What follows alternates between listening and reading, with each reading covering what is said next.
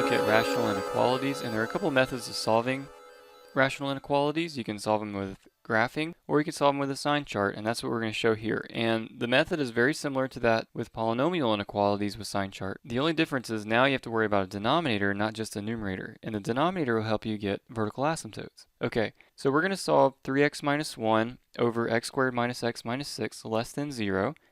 And the first thing you would want to do in these things is make sure you get 0 on one side, and here we have that, so that's not a problem. The second thing you'd want to do is to factor the numerator and the denominator. Okay, so my numerator is pretty simple. It's basically factored for us, right? 3x minus 1 doesn't really factor. The denominator here can, because it's quadratic, and I can think of two things: to multiply to give me negative 6 and add to give me negative 1.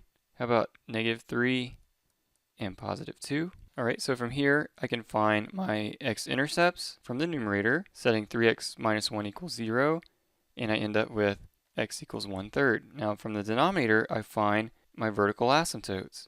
And so I solve this equation, x minus 3 times x plus 2 equals 0, and here I get my vertical asymptotes to be 3 and negative 2. From there, let's look at a number line, see where we are in this thing.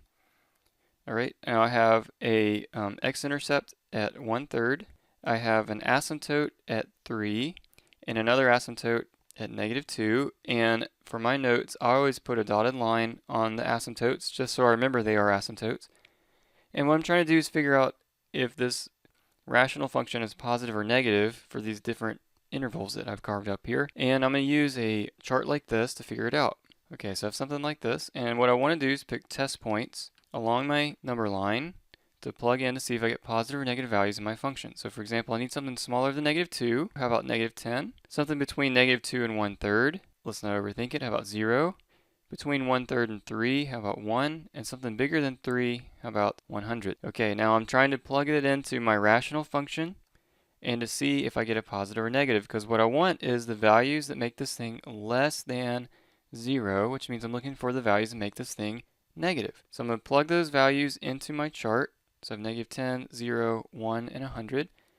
And you could calculate the actual values, but all we really care about is if it's positive or negative. So what I mean here is if I plug in negative 10 into 3x minus 1, and I'm going to put some parentheses here just to make sure we're clear on what we're saying here. If I plug in negative 10 into 3x minus 1, that's going to be a negative value. In the denominator, I have negative 10 minus 3, which is negative, and negative 10 plus 2, which is negative. And so the result of all that, a negative divided by a negative times a negative, results in a negative. And you can always tell because if I have an odd number of negatives, the result's going to be negative. So that means any x value smaller than negative 2 is going to result in a negative value in my function. Okay, now moving on, if I plug in 0 into 3x minus 1, that results in a negative. And in the denominator, 0 minus 3 is negative.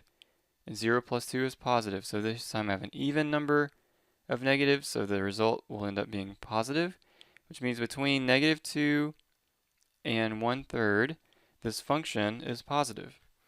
Alright, now if I plug in 1, I have 3x minus 1, which is positive. In the denominator, 1 minus 3 is negative, and 1 plus 2 is positive. Since I have an odd number of negatives, I get a negative. Between 1/3 and 3, this function takes on negative values. And lastly, if I plug in 100, I have positive over a positive times a positive, which results in a positive. And so that is my sign chart. This is a breakdown of how this function goes from negative to positive. Okay, now what we're trying to figure out is when this thing is less than 0, which translates to negative. And so if I look at my sign chart, I can see that that's going to be here and here. Alright, so I'm going to try to write that in interval notation. That means this first piece means I can go from negative infinity, negative 2, and I can go from 1/3 to 3. And since it's strictly less than, I'm going to put parentheses on everything, and there's my answer. Now let's just real quickly, for the sake of discussion, let's change this so it says less than or equal to 0. Less than or equal to, how would that change my answer? Well, I would still have the same sign chart, right? The only thing that changes is how I lace these up. So infinity always gets a parenthesis. The equal to may make you want to say hard brackets here and here, but remember that negative 2 and 3 were vertical asymptotes, which means they're not in the domain. You can't obtain those values. even if it's less than or equal to. So you put parentheses on the -2 and the 3. The 1/3 though is the next intercept. That's the value that makes this function 0. And so you get a hard bracket on that. Does that make sense? The only caveat, remember, vertical asymptotes always get parentheses. The only thing that can get a hard bracket is the next intercept. I hope that makes sense. Now let's look at one more. Okay, now for part B, we have x squared plus 7x plus 12 over x squared minus 1 greater than or equal to 0. Alright, and the first thing remember we need to do is get 0 by itself, which we have here. The second thing we need to do is to factor the numerator and the denominator. So the numerator factors, we need two things to multiply to give me 12 and add to give me 7. How about positive 4 and positive 3? In the denominator, we have the difference of two squares. So that's going to factor as x plus 1 times x minus 1. And that's all greater than or equal to 0. So I can see then for my x-intercepts, remember I get my x-intercepts from the numerator. I have -4 and -3 as my intercepts. And my vertical asymptotes, remember vertical asymptotes come from the denominator. I have equations x equals -1 and positive 1. So I have intercepts at -4 and -3. I have vertical asymptotes at -1 and positive 1. So now I'm going to set up a number line. And let's see, we had, here's a -3, that's an intercept. Here's a -4, another intercept. At -1, I have an asymptote, and at 1, I have an asymptote. So it's something like that. Okay, so from there, we're going to pick up some test points. So I need to think of something to be less than -4. How about -10? Between -4 and -3, let's say -3.5, -3.5. -3 and -1, how about -2? Something between -1 and 1, 0. And lastly, something bigger than 1, how about 100? Okay? And remember, we're going to plug these into a chart.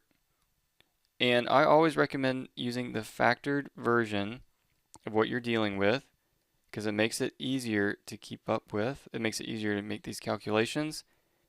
And we are interested in the things that make this thing positive or 0.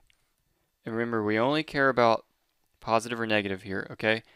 So let's see, if we plug in -10 plus 4, that's a negative. -10 plus 3 is negative.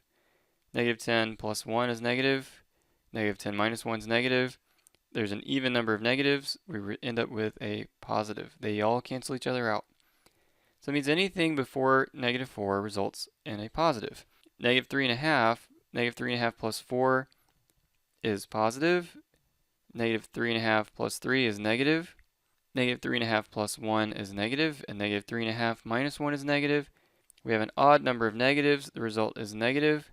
So between -4 and -3, we are negative. At -2, playing this game again, plus 4 is positive, plus 3 is positive, plus 1 is negative, minus 1 is negative. Result is a positive. Now, we've been going positive, negative, positive, negative. Don't assume it's going to do that.